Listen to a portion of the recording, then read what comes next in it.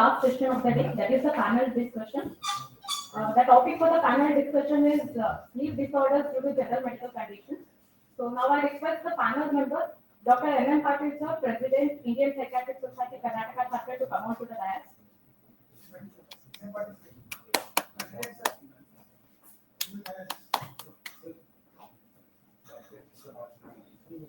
I request Dr. Bharat Kohli sir, Professor and HOD, Department of General Medicine, MRMC, to come out to the dais. I now request Dr. Suresh Hathur sir, Professor, Department of Medicine, MRMC, to come out to the dais. And I request Dr. Giriraj Goma, Professor and HOD, Department of System PG, MRMC, Kalburgi, to come out to the dais.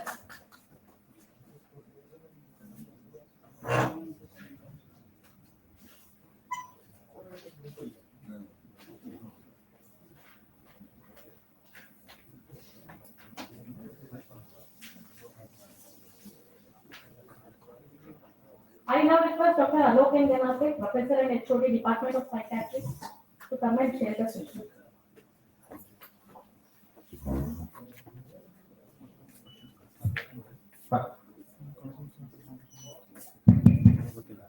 I request the chairperson to introduce the speakers and take over the session. Thank you. After an exhaustive session on sleep disorders, now this is the time to have a good panel discussion related to the sleep. Today we have with us eminent panelists. To start with Dr. Giriraj Goma on my left. He is a consultant pulmonologist, professor and head department of chest and kidney, MR Medical College. He is attached with his hospital, Alva Hospital. He finished his MBBS from JNMC and completed his MD Respiratory Medicine from JNMC Belgaum. He is associated with Patient Pacific Society of Respiratory, Fellow of Pulmonology and Critical Care Medicine, Fellow of American College of Chest Division. We welcome you.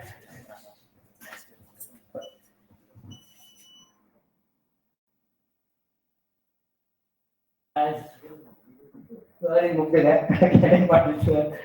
we had an extensive discussion about him. The next, we welcome sir for the panel discussion also. Dr. Konin sir, he is our professor and head of department medicine, MR Medical College. He is the neurologist over here, the good old neurologist in Gulbarga. He finished his MD Internal Medicine from MR Medical College, DM Neurology from University of Mumbai. Presently working over here as professor and head in medicine. He has published more than 12 to 15 articles in Index journals, both in medicine and neurology. Fields of interest: movement disorder, epilepsy, and stroke. He's a member board of studies, super specialty branch neurology of RUH since 3 years. Welcome, sir. We have another panelist with us, Dr. Suresh Hathur sir. He is currently working as professor in Department of Medicine, MR Medical College, PTGH, Kalburgi. He is practicing as internal medicine and dermatologist at his own private clinic. We welcome him, sir. Thank you.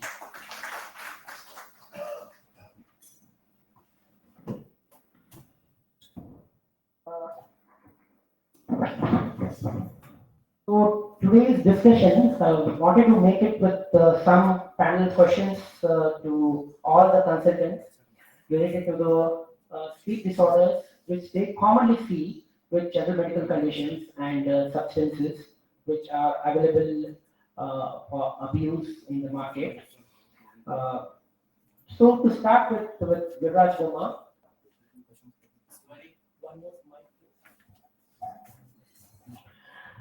In your respiratory practice, what are the common sleep disorders or common respiratory conditions presenting with sleep disorders or insomnia you do see in your clinical practice?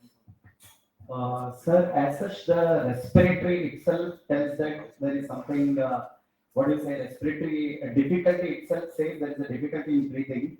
So the chronic diseases like asthma, COPD, and restrictive diseases like interstitial lung disease, hypersensitive pneumonitis, these are all patients they complaints of insomnia. Here, what we have to do is this insomnia, is it related to OSA or not? Okay, the sleep is definitely the complaints of sleep. We have to ask whenever the patient complains of the sleep, you have to take the detailed history of the sleep, in which category the patient is going to fit. Yes, of course, in the respiratory medicine practice, many patients complains of sleep, and we take the detailed history, and if they are fitting into the category of OSA, we do the test for that. We will be discussing it in the further. Those sleep lactase is very common symptom in our practice, sir. One more question to you. Is all snoring which the patient comes up, I mean, snoring is one of the complaint which most of the people do have, slightly overweight people. Is all snoring obstructive sleep apnea or normal individuals do have snoring? And how common is obstructive sleep apnea which is seen in your clinical practice? Like at what age we need to look at and which sex we need to see and how we need to diagnose and what are the probable treatment options available currently in the market. The first question is very important. Is all the snorers having obstructive sleep apnea? See, it's a myth that everybody who snores is having some sort of sleep apnea. No, in Indian population, it has been studied that 32% of the patients they snore, but everybody doesn't have sleep apnea. That is the answer for the first question. And second question is, how common is obstructive sleep apnea?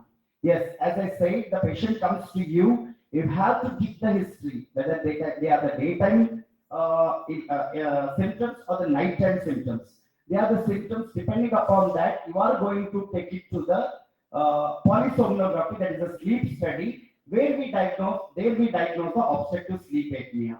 And the more common age group from the different journals we arrived is 30 to 39 years, but till 45 years also, the obstructive sleep apnea is very common. Okay, and one more your question was, What are the treatment options available if you diagnose? yes, the gold standard for the treatment of obstructive sleep apnea is sleep study, or we call it as a polysomnography. So it's a gold standard. See, the person is diagnosed with OSA with the polysomnography or the sleep study. The treatment options which are available is at least for the obstructive sleep apnea people, night CPAP therapy. That is the first treatment therapy which is seen for the obstructive sleep apnea. And the second option which we usually tell to the patient is the pharmacotherapy comes. Pharmacotherapy like bronchodilators, corticosteroids, and some of the psychiatric symptoms they do have. If we treat the psychiatric symptoms, that is also the fit under the pharmacological treatment. Last but not the least is the surgical treatment. See, this is the multidisciplinary approach. Here, the maxillofacial surgeon, respiratory physician, ENT doctors, they multidisciplinary think that this patient fits under the surgical correction or not. It is least, but some people we advise them for the surgery. It can be either a jaw surgery, it can be either just ureopalatal pharyngoplasty, adenoidectomy in children, tonsillectomy in children. These are some of the treatment options which we do available. But 90% of the cases who are diagnosed with OSA, nighttime CPAP therapy is only the gold standard solution for that. Acceptance of CPAP is good. Yes, sir. That's again a good question. See, CPAP we say as a second wife, which will be tied to your face or the nose. I'll tell you previously what used to happen is many patients like they used to complain that rather than sleeping, we are awake, sir, due to this device only, because device acceptability was not at all good. But now with the innovative methods from last 2 to 3 years, we are seeing very compact machines we are getting, and they too are auto. Means auto CPAP is available. So if you are diagnosed with sleep apnea, Then auto CPAP is given to that patient, and nowadays the patients are very happy, sir. In fact, very happy, and they are on the regular auto CPAP therapy, and their daytime quality of the life has become very good, and they are accepting it a lot. Previously, it was very cumbersome. The total face mask and all, it was cumbersome, sir. So now it is easy. So they should not worry about the device. Sir, Sorry for interruption. Regarding this OSA, I think we should stress more on non-pharmacological therapy because in the larger population, what we have seen is especially in market obesity. Okay, and apart from that, the habits. Because many people not comply with the what I will say the CPAP, what is the mode of treatment now. Because it is also that they have to use for a minimum of 4 hours, overnight. 30 hours in a week, something like that, which has been laid down. But before that, I feel in OSA we have to stress more on non-pharmacological treatment. What do you say? All lifestyle changes. Lifestyle modification and other things rather than medications Okay. or the surgical procedures. So first approach non-pharmacologically. If not getting results, then go with the CPAP and surgical procedures. Okay. Sir, as a general practitioner, how frequently you see sleep disorders in the GP clinic, and what are the common complaints the patient do come up with you, and how do you approach them if they complain about sleep disorder? Good morning, everyone.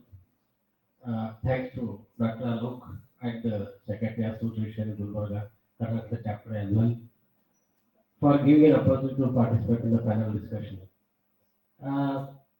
And Alok, we have seen so many, we have here heard 2-3 instances where we are able to concisely come to conclude that what are the common factors responsible for the sleep disorders. Yes, one interesting question what Alok put forward to us is how common, what is the incidence of sleep disorders could be insomnia, anything like that, is quite commonly. Alok, I tell you, any patient we come across, let it be any illness, any disease, most often we ask 2 questions. At the end of the day, let it be acute disease or a chronic disease. Do you have acidity? Pitta and yeah, there is a pit. Are you having a good sleep?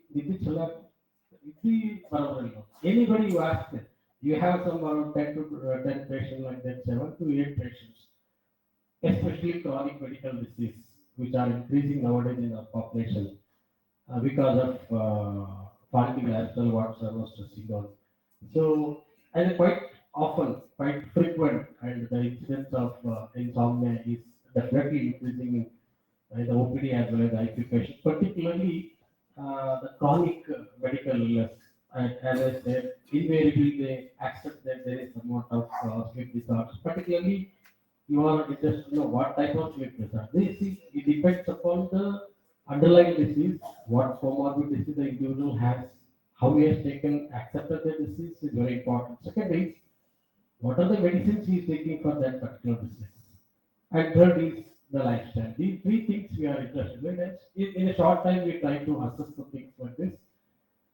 We try to give a reassurance about the disease, acceptance, the reality of the disease. We try to communicate to the patients. You have a diagnosis, so common. Yes, okay, acceptance, and that is the treatment.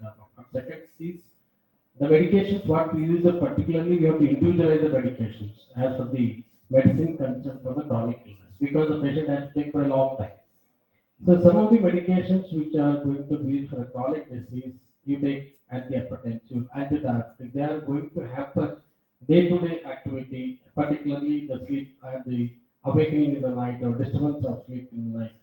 So that's one aspect, try to address the chronic medical disease properly and try to assess and the medications, the relevant medications which are responsible, which is the main reason. If you just try to edit the drug which is causing some disturbance of sleep. Third important thing is, as most of us, we don't have a proper lifestyle, healthy lifestyle, which includes the dietary therapy, which includes exercise, which includes the habits, therefore is the relaxation techniques, whatever the sir has been. So most often we see common comorbid diseases having medications. So we see 4 to 5 drugs for diabetes, 4 to 5 drugs for hypertension, and somebody for IHB, somebody has some respiratory like those to is a lot of medications, a big file and a huge lot of medications. I think as a PGs, I want to tell that we do look at the medications for the patients because most often the time the culprit for this disturbance like disorder is particularly in medical is the drugs and the drugs. Please look into the drugs. If pick up the drugs, stop them. Most often they respond very well. And second importantly, many times they say, sir, tension, no tension. We ask whether you have no tension, sir. Absolutely fine. Everything is settled. I'm happy in my life. Then what is the issue? Then you look into the disease and medication. Nothing is there. Nothing to pinpoint there. What is the reason for sleep disorders? And then we usually try with some tranquilizers or so-called tricyclic antidepressants, a minimal dose, and usually they respond. They don't respond, and you are there to help us. And what else you asked? Something else? That's it, sir. How do you assess and how you approach those patients? And that's what I told you. No, most important thing is identify the individual with chronic medical disease, exactly any organic disease causing this sort of sleep disorders. And second thing, as I told, medications. And third is about this lifestyle.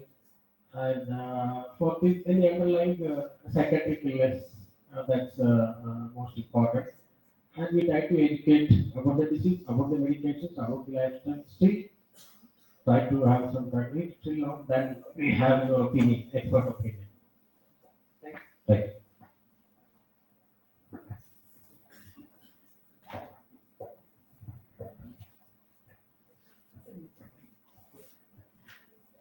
Sir, about the substances which do cause induction in sleep disturbances, uh, is there any bidirectional relationship between substance use and insomnia?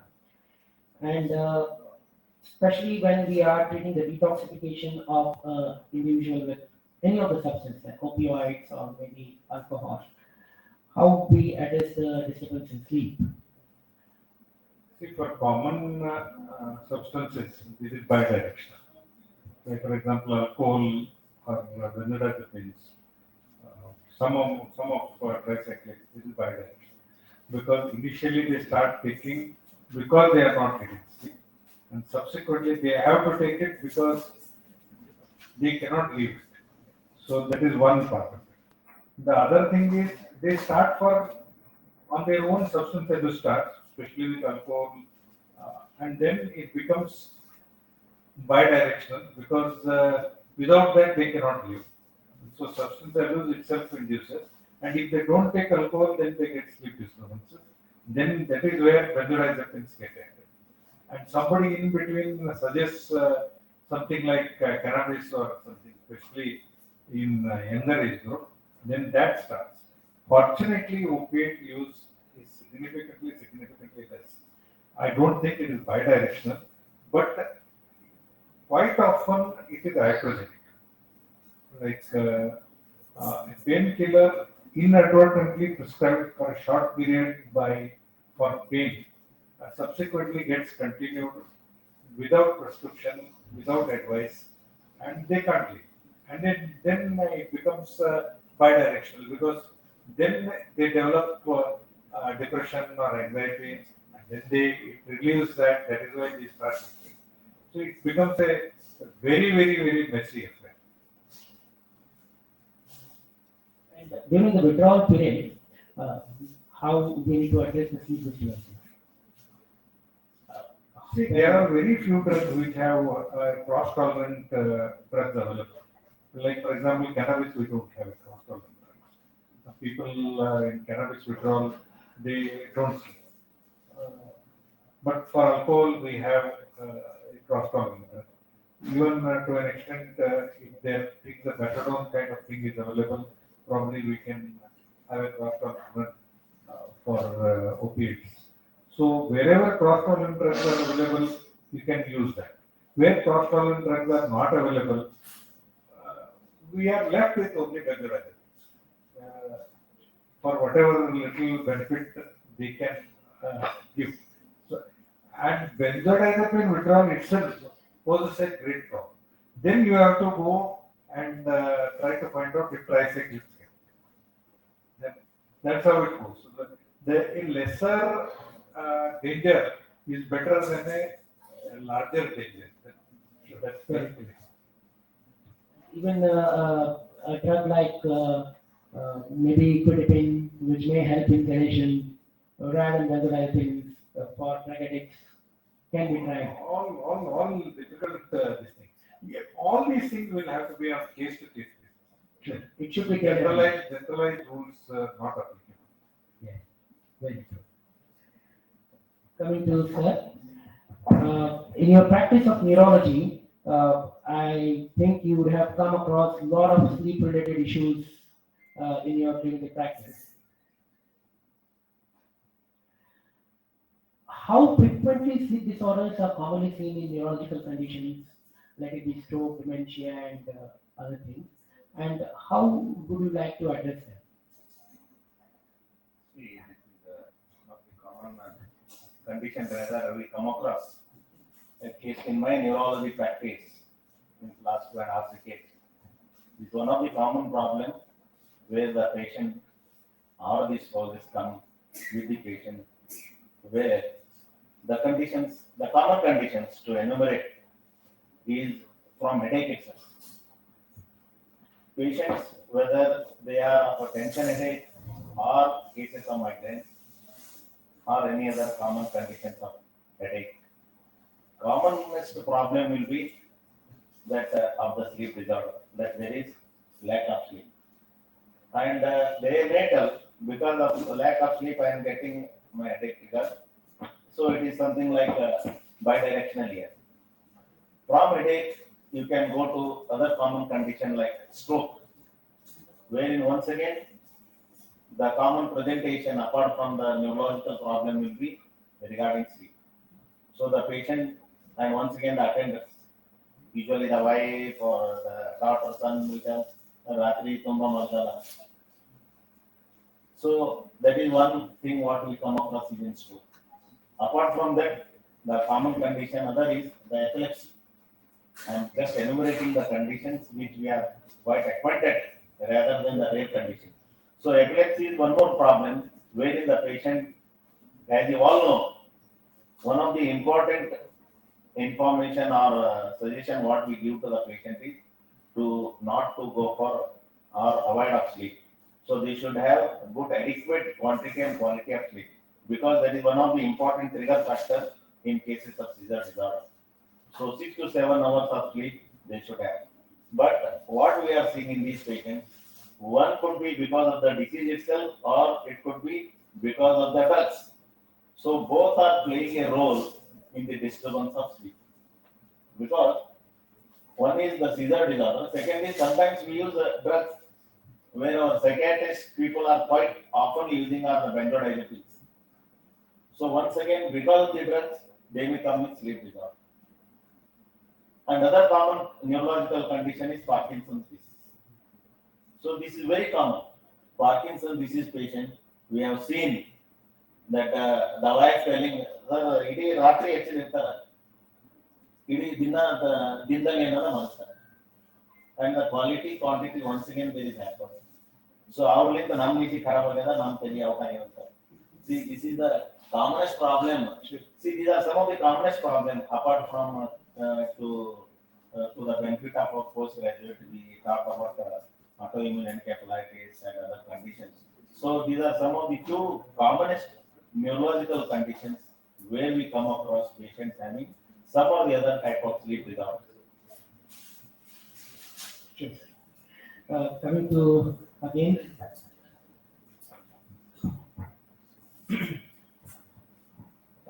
Dr. Bhuma, there is something called a central and peripheral sleep apnea. Can you elaborate what exactly happens and how we differentiate them? Sir, there are actually three types of apneas. One is central obstructive apnea, sleep apnea, and another one is, as I already told, obstructive sleep apnea, and third one is complex sleep apnea. So I'll just tell you what is central obstructive sleep apnea. See, central obstructive sleep apnea here, we should remember that there is no obstruction of the airways. First thing is very, very clear. It is not due to the obstruction of the airways, and the pathophysiology behind this central obstructive apnea is, it is mainly neurological. What happens is chemical hyperresponsiveness of airways lead to sleep termination and a long pause of respiratory breath, which we think that it is an apnea. So there we confuse us, and here it is also called as alveolar hypoventilation syndrome also. So this is the, and daytime sleepiness is not present in central obstructive sleep apnea, but it is present in the obstructive sleep apnea. So we have to consider that this central obstructive sleep apnea can be congenital also, which is one disorder is called Odin's disorder. It is a congenital disorder, and other causes can be neurological causes. Sir can tell about this because it's mainly related to neurological only, central obstructive sleep apnea. And our obstructive sleep apnea, the pathophysiology is very clear. Here, what happens is the ventilatory muscles, or the posterior neck muscles, or the posterior pharyngeal muscles, and the ventilatory drive, the weakness of these muscles lead to collapse of the airways. Collapse of the airways. Due to that, the patient will awake at the night. Okay. So there is a pathophysiology for this obstructive sleep apnea. The collapse of the airways are going to occur in this. Okay. So this is the difference between central sleep apnea and obstructive sleep apnea. And complex apnea is nothing but the patient having combination of the two is called as complex apnea. So this is the difference between that. So I think I have answered. Yeah. Rightly said. Sir, going back to you again. Sir, when you see these patients, as you told, you look at the medications, you look at the treatments, whatever available, and find out that how the things are. What medicine would you like to prefer if you want to give in terms of giving as hypnotic, and how you assess the sleep on a long run in your clinical practice? I know many people don't feel comfortable to go to the psychiatrist because of the stigma attached to it to some extent, or they may hesitate to say that I'm well, I don't have any problem at all. Why you want to send to the psychiatrist? I don't have attention, as you told. So, if you are driven to write the medications, what medicines would you prefer for insomnia or any other sleep disturbances in your clinical practice? As we are aware of that, some of the diseases, like for example, I'll give diabetic. A diabetic individual, what we try to put the patient on either OHA or insulin or combination of OHA and insulin. Many times what happens, the sleep disturbance in the sleep or awakening or the lack of sleep, whatever it may be, many times is usually drug induced. Because we use the drug, so many combinations we use, and sometimes they act for 24 hours, sometimes they have peak action, like especially the insulin is what we use. So we try to find out particularly any underlying medicine or something like insulin, where we try to assess when the individual has a disturbance in the sleep. Particularly, we try to tell the patient that at what particular days or particular night taking an insulin, particular tablet. That's the one thing we try to assess. I try to correct that one, either titrating the dose or skipping or anything like that. Other thing is, in spite of that correction, everything normoglycemia, there's nothing like awakening or nocturnal hypoglycemia or hyperglycemia over there. With the blood sugar levels normal all through the night, and everything is okay. In that case, as neurological issues, something like diabetic neuropathy, which has severe pain sometimes, which goes hidden or occurred like that. Sometimes that may be disturbing the sleep at all. So we try to address that sort of neuropathy, and you try to force me to enter the medications. So we try to treat the neuropathy, so many countries after gathering, automatically it gives the sleep sometimes. When the patient has some sort of neuropathy, we use either amitriptyline or triptyline or gabapentin. Along with the pain relief of neuropathy, they actually somewhat of sleep induced access. As for the medications, if everything is okay, nothing, we couldn't find any issues there. Then, as I told, could be tranquilizers, a trial of tranquilizers, and see along with the lifestyle. Small dose. Usually, we prefer like the Zolpidem or your alprazolam or lorazepam, any of these medications. This is my limit personally. In a small dose, I try to assess the response of the patient. If the patient responds very well, and of course, we tighten the dose at the earliest we try to withdraw. It still continues the patient in spite of that. The drug demand is more, the requirement is more, the patient not responding very well with these medications. Okay, we'll take the help of your side. Thank you, sir. Thanks a lot.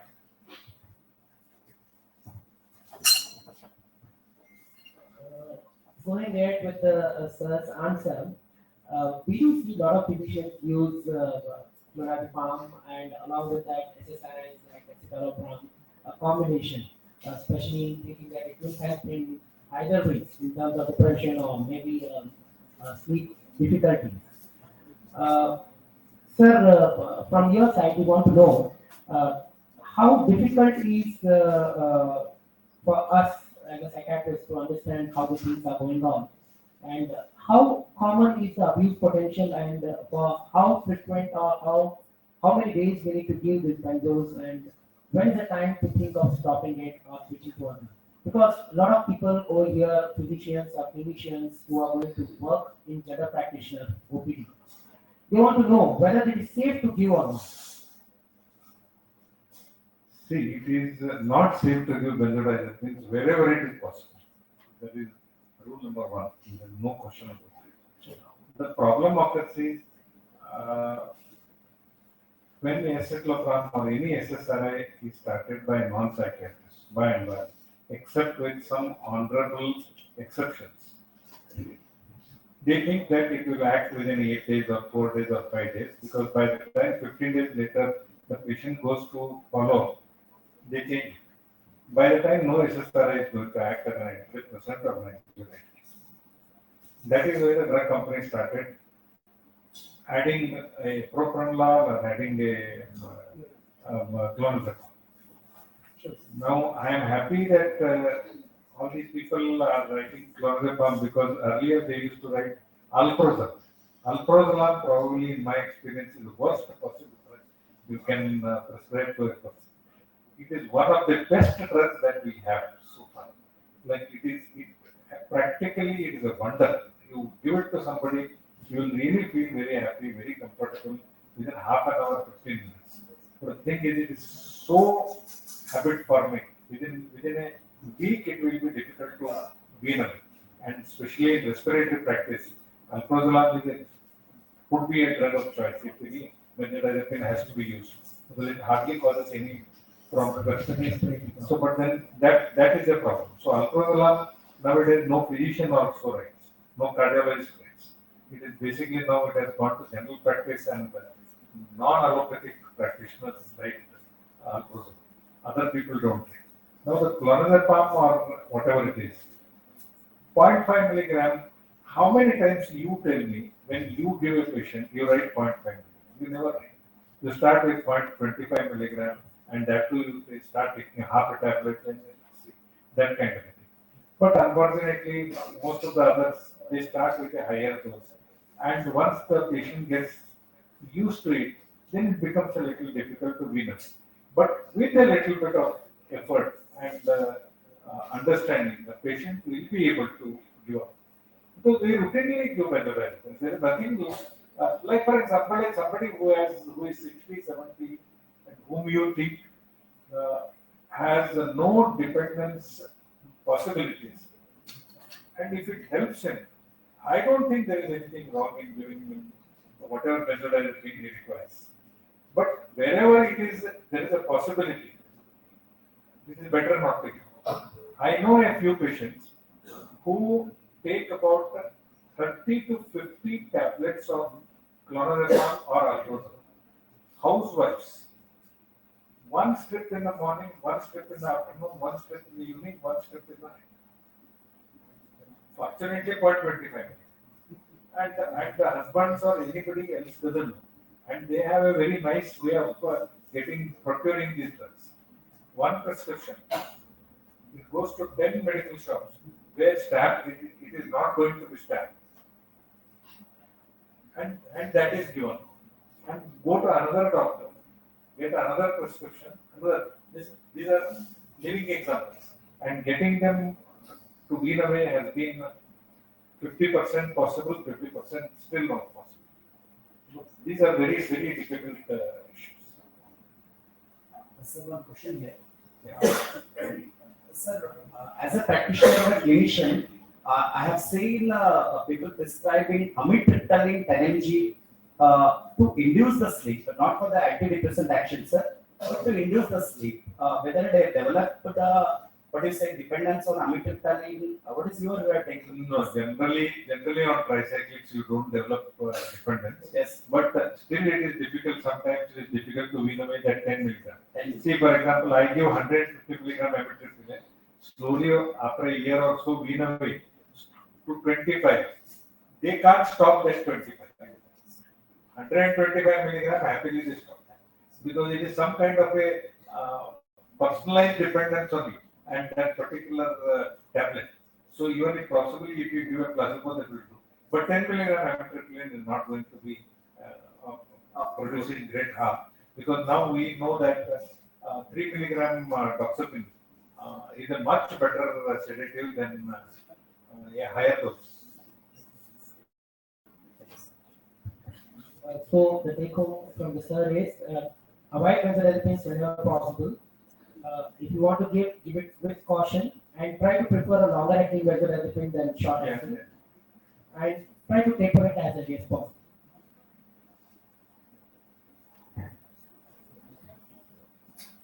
Sir, there are some cases of narcolepsy and those other things which are seen commonly in the sleep disorder field. What is your take on narcolepsy and is it frequently seen in clinical practice? And how would you like to address it? Which one? Narcolepsy. Okay. See, narcolepsy may not be that common, but okay, definitely we are seeing some of these cases wherein the patient will have one of the component will be obstructive sleep apnea, and they may have this other component might be cataplexy, which is part of narcolepsy. So that one, as a clinician, we have to be clear about these fewer things in diagnosis of narcolepsy. Because in that, once again, we have type 1 and type 2, if I'm right. So if it is dependent or if it is associated with sleep paralysis or hallucinations, okay. So these are few important things which we have to be while making diagnosis of narcolepsy. And in that, cataplexy is one more where we may get confused as a clinician. Sometimes I feel if other physician may agree that sometimes we may get confused with the seizure disorder, where the patient is conscious in the bed, he is able to answer verbally, but his limb movements are paralyzed, which may persist for a few minutes to few hours. Once he tries to wake up, he says everything orally, but his limbs are not moving. So that is one thing what we are seeing a part of cataplexy. So we have to be little clear, and I think clinically we should give more importance in the diagnosis of these things. Apart from supplementing with other biological marker is there, if you want to go for investigation and some of these sleep tests. But I think we are finding more of an obstructive sleep apnea, a single component in our routine practice rather than the combination of these.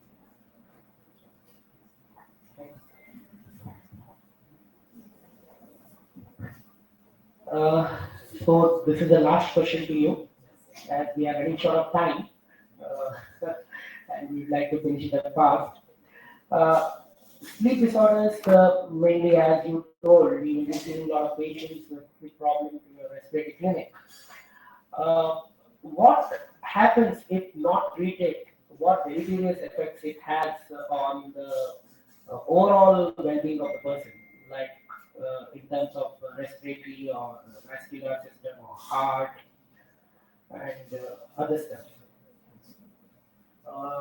It is bit general that sir is telling if there is a lack of the sleep is there, what are the deleterious effects or the adverse effects that are going to happen in our body? See, it can be respiratory diseases or other diseases, but as the respiratory diseases, bronchial asthma, COPD, they are all the chronic diseases. Uh, in them, there is a late night or night awakenings are more. So there is a lack of sleep. So now we will take the generalized that lack of sleep having the deleterious effects on your body. So that is a straightforward question. See, if there is a lack of sleep and you have diagnosed that there is no OSA, the patient is having constantly poor quality of the sleep, then he may have, as already discussed, he may have stroke, he may have cardiovascular diseases, he may develop freshly diabetes, he may develop freshly hypertension, because already these patients they don't have the they don't have the good quality of the sleep, and we have already ruled out the OSA. But many of the adverse effects are going to happen, like poor concentration and fatigueness, daytime tiredness.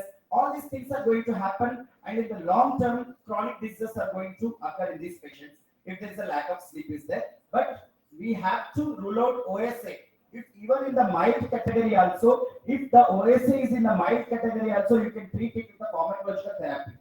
There is something called hypopnea index. If hypopnea index is more than 15, please give the CPAP therapy for this patient, because he falls into the category of moderate OSA.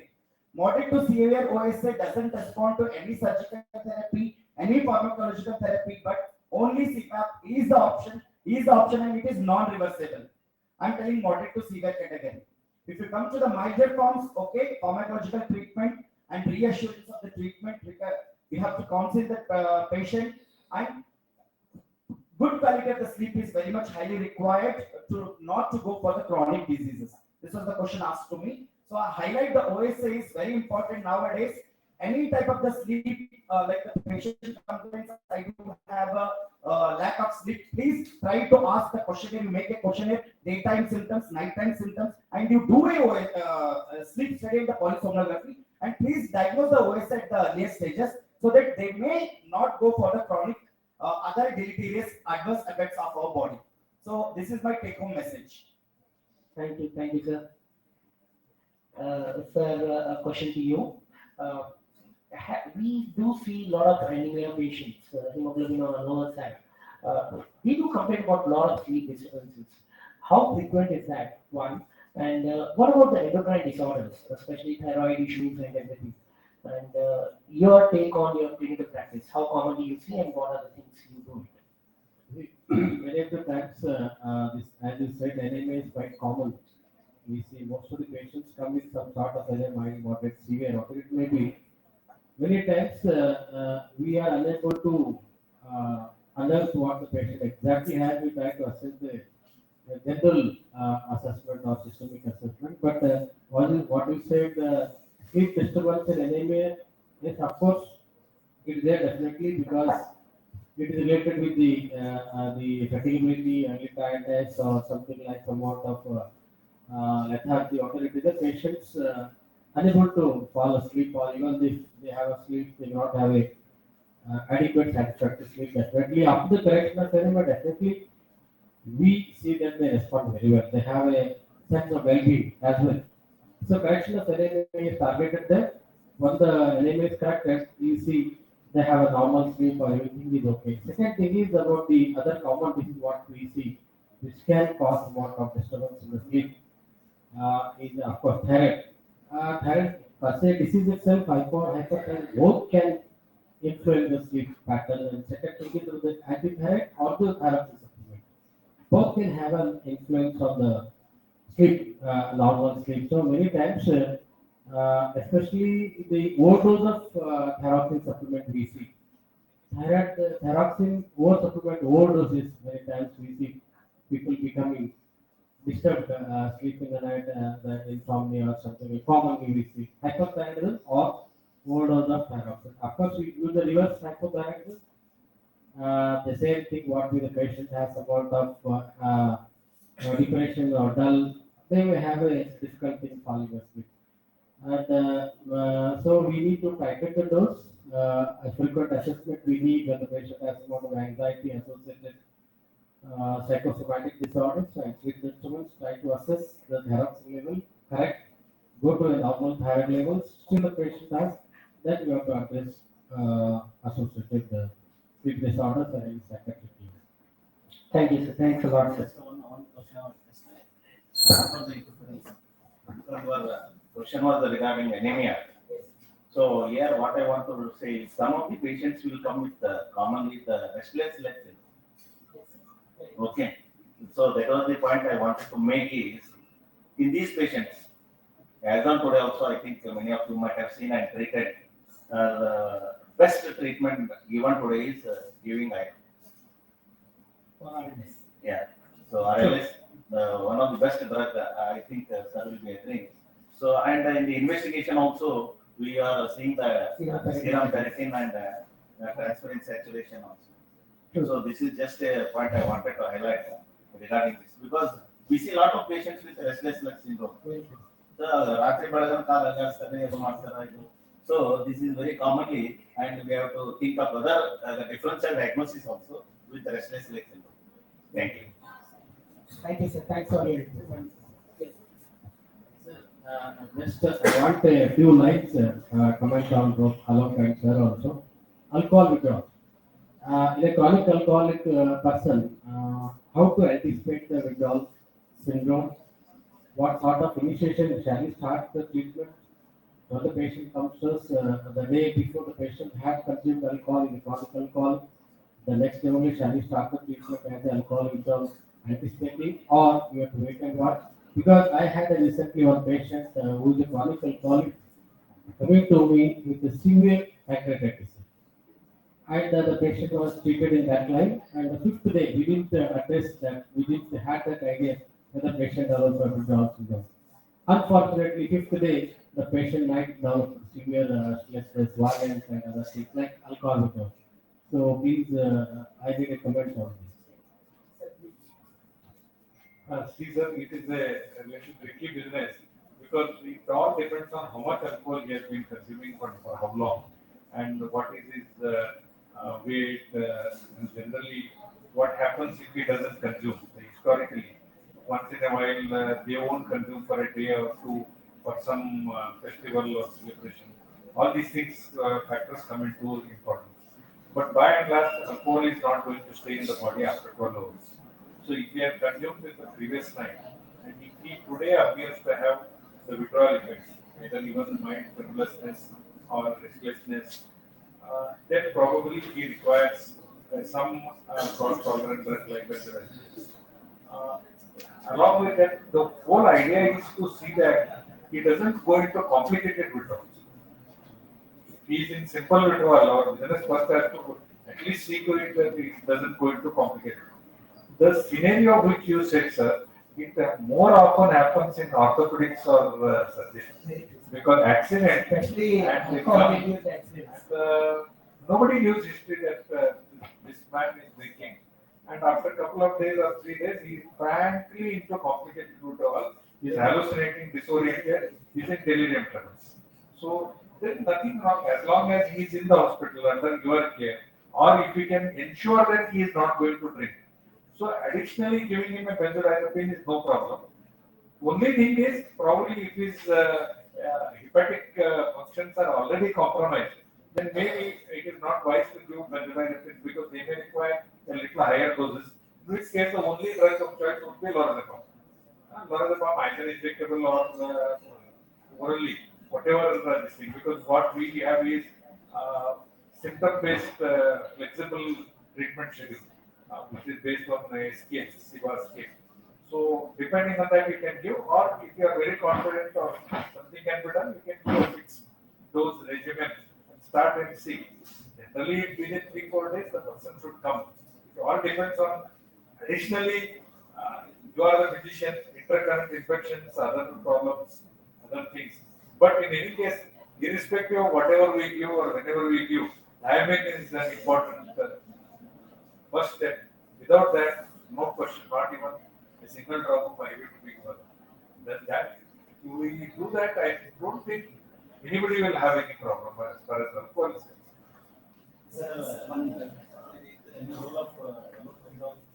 Sir, haloperidol nowadays we don't use. What we use is purely the drug, because even if they have psychotic symptoms, most often they are withdrawal induced psychotic symptoms. So either hallucinatory behavior or some kind of delusion, or they may have disorientation, pure delirium.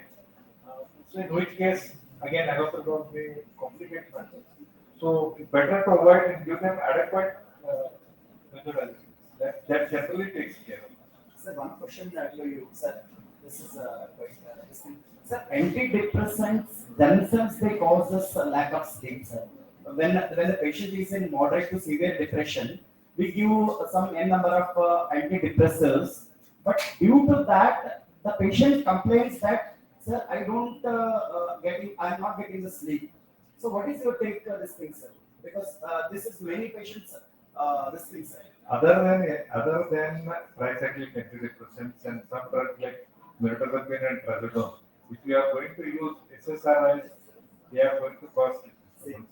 Even SNRIs cause sleep disturbance. NASAs cause sleep disturbance. So if you are going to give that drug, you will have to see that additionally something is given at least in the initial period. Otherwise, they won't sleep.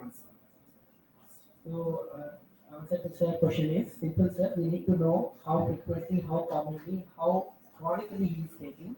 There are some scales available, sir, like CYR, clinical evaluation of the alcohol in terms of withdrawal, he is there or not, audit scale. So these all scales will guide us whether this person is likely to go into withdrawal. If he is going into withdrawal, a simple withdrawal or a complicated withdrawal, depending on that, the dosing of the benzodiazepines can be decided. And with first line of drug, as sir told us, benzodiazepines in alcohol withdrawal for around 4-5 days, maybe 8, maybe 10 days, not more than that. Try to take it at the earliest. If required, haloperidol in very low doses we do give, sir, in terms of disturbing psychotic features, but not. But first priority is always that. Yes. Yeah, ultimately, trazodone or chlordiazepine, they are same. If any impairment is not significant with that, then fluoride oxide is ideal drug to use. Sir, coming to you, sir, about the alcohol, how is this alcohol affecting? A lot of people do feel that sometimes taking alcohol will give a good sleep. So, what is your take on that? A small amount of alcohol probably acts on your prefrontal cortex and relieves you of anxiety. You feel better, probably you may sleep. Even a very small amount of a 1/4 glass of wine or something also helps because it relieves anxiety. You feel better. Otherwise, alcohol is what? Alcohol is a central nervous system depressant. The more you take, the more depression it comes. But overall, subsequently after taking, alcohol is not going to be a good sedative or a good hypnotic. It is going to destroy your sleep architecture.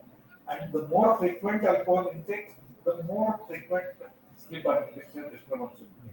Either REM, NREM, somewhere that particular the dance, like it is like that. Sleep is like a Bharatanatyam. There is a laya that gets lost. There is going to be a problem. Sure. So you advise no, I know. No, sir, I don't advise anything. No. But what happens if you take, say, about 30 ml of wine? Majority of the people will say that it gives us a good sleep. The reason it gives a good sleep, because even wine contains about 10% alcohol roughly. And then if you take that, probably what happens is your inhibitions go away. your anxiety gets reduced and that you feel comfortable and you probably sleep. Sir, any take-home message about this disorder today? Very, very common disorder. All of you, yeah, you and me, everybody have sleep problems. Sleep problems need not be sleep disorders. Sleep problems are ubiquitous, always, everyone have. Only when it becomes too much and start giving interference in your daily activities of life, or your occupational life, personal life, then they require to be treated. And if you think that they are happening, they are creating problems, it is best to consult somebody and take care. And if somebody comes to me, at least I must be aware that these are the sleep disturbances that can happen to a human being. So I should know. I may not be able to treat. Like for example, somebody has to be given reassurance, psychotherapy or CBT. And like for example, a physician or a neurophysician may not have time or inclination or training to do that. But then if they know that, okay, they can refer. But if generally what happens, say, no, no, it will become all right, you don't worry. That will be common. That should not happen. If patient comes on phone, spontaneously says that I have a sleep problem, take very little procedure. Sir, uh, sir, as you told, epilepsy and sleep. Can you put a light on that? How you need to do it? Does the epilepsy itself causes sleep disorder, or antiepileptic drugs contribute to the sleep disorder? Yeah, both things may happen because usually seizure disorders, what we have seen is patients coming with apnea or a lack of sleep. That is one common thing what we see in these patients. And on the contrary, once again, what we have seen is lack of sleep will trigger epilepsy or seizure disorder. That is regarding the disease. Second is many times, as you know, we use benzodiazepine dopamine drugs also in some category of seizure disorder. Okay, so that drugs itself, once again, they may have a role in the sleep disorder. So that is how it is very tricky to balance this sleep problem, especially in epilepsy and its management. Thank you, sir. Thanks for the input. I thank all the panelists, Dr. Giraj Boma, Dr. Rasul sir, Dr. Kulin sir, and Dr. Renan Patil sir for insightful input into the topic of sleep disorders along with general medical conditions. Thank you. Over to the. Thank you, sir. Thank you for an excellent panel discussion. Now, Yeah, please. We'll take a question. Thank you very much for all the resource persons for the enlightening session. I have thought of if there is a patient of insomnia. Thank you very much for all the resource persons. Thank you very much for all the resource persons for enlightening session. If there is a patient of insomnia, should we send to sleep medicine to a specialist or a psychiatrist? That's number one. Which are the patients which we have to refer to the sleep medicine patient because the general public or the general physicians may not be knowing which selected cases should be sent to sleep medicine specialist. Please enlighten on this. Sir, currently, earlier sleep disorders were considered to be part of neurology and psychiatry in the classification system. Now they have completely removed from these two disorders and kept it as a separate entity as sleep disorder, ICD-11 and DSM-5 per se. Okay, it encompasses whole lot of spectrum like respiratory system, like psychiatry, like neurology, even general practitioners. Sleep medicine is becoming very vast. Okay, as you told, you will be first person to assess what is happening. Like for example, if you are seeing a case of obesity, snoring, nocturnal awakening, maybe he is the right person to be sent.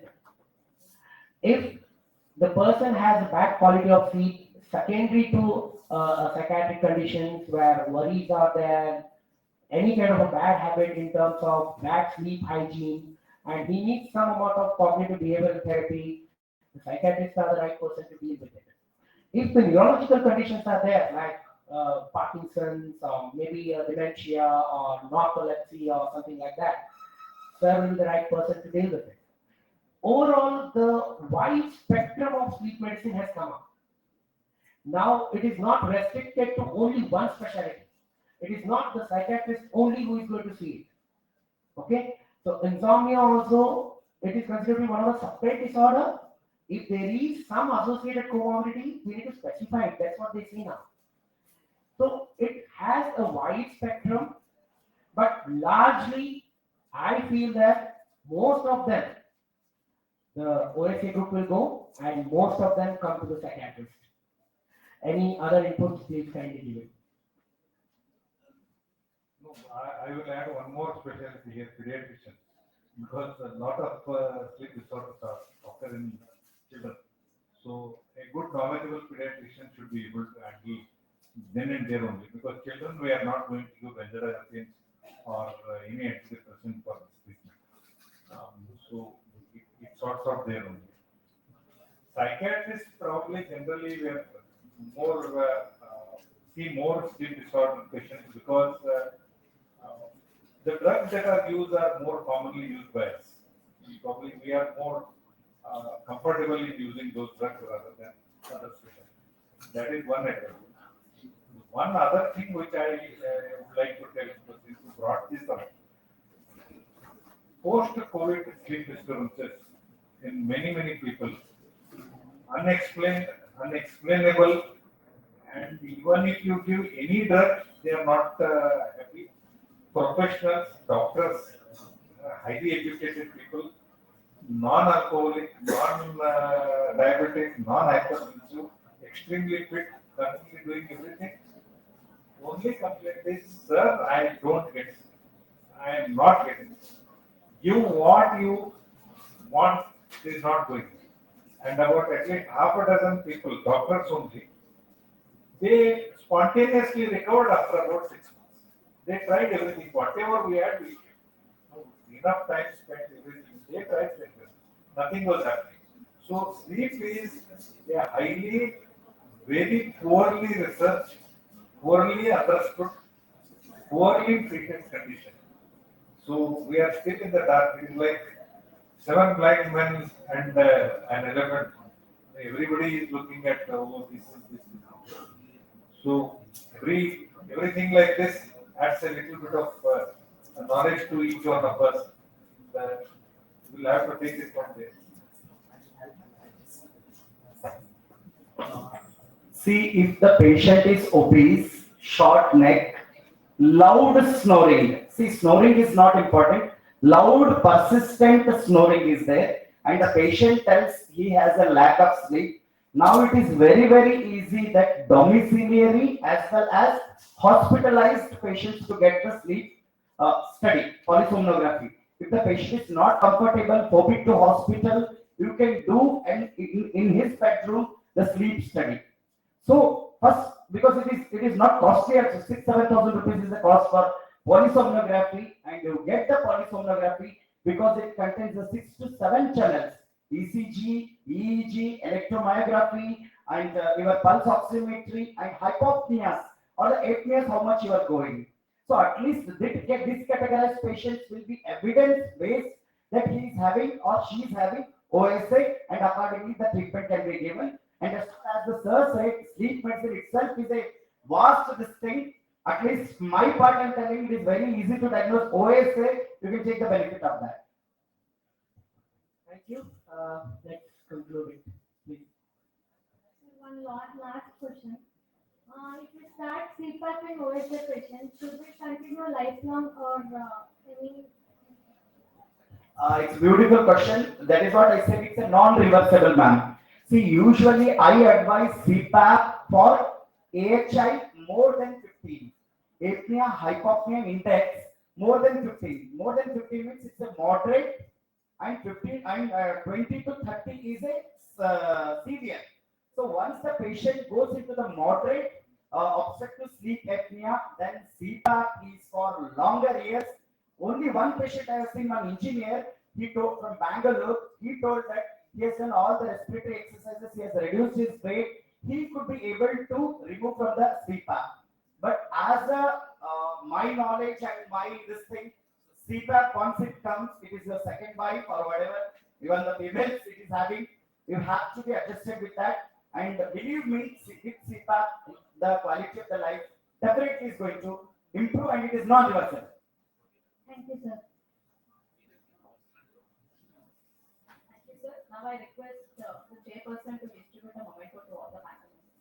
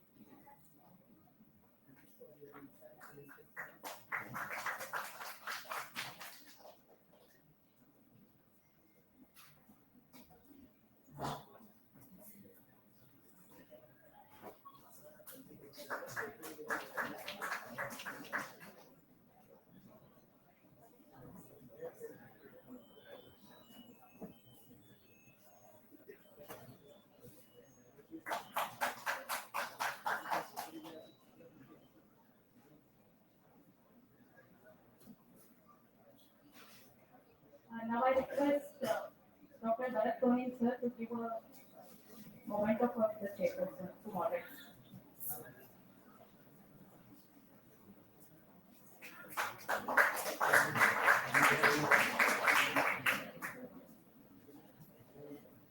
Thank you for the excellent